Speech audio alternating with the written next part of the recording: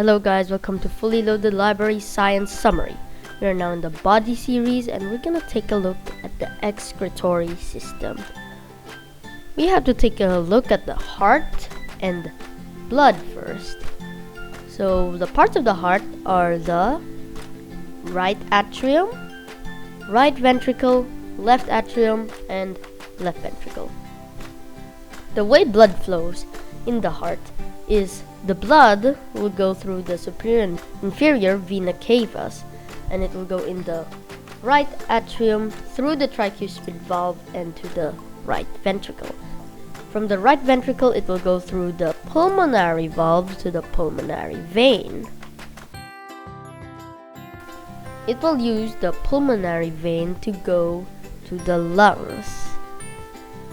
Now, in the lungs, the blood will go to the air sacs, and from the air sacs, they will exchange gases. So the blood carries carbon dioxide, and the carbon dioxide goes to the air sac, and oxygen goes to the blood. Now the blood goes in the heart to the left atrium, from the pulmonary artery, through the bicuspid valve, and to the left ventricle. And from the left ventricle, it goes through the aortic valve to the aorta. The aorta is where blood is distributed around the body.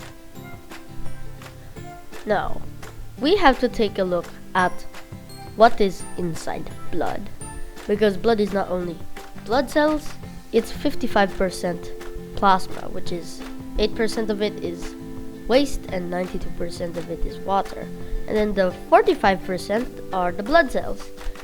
So 2% are the platelets and white blood cells, while the rest of the 98% are red blood cells. The blood and the heart and the lungs aren't the only parts of the excretory system. The kidney and the bladder is also part of it. So the blood will pass through the kidney and drop some water and waste. The waste and the water will go to the bladder. In the bladder, they will mix up and become urine. The urine will get released, and that's the excretory system. Please like, share, subscribe to our channel, and see you in the next video.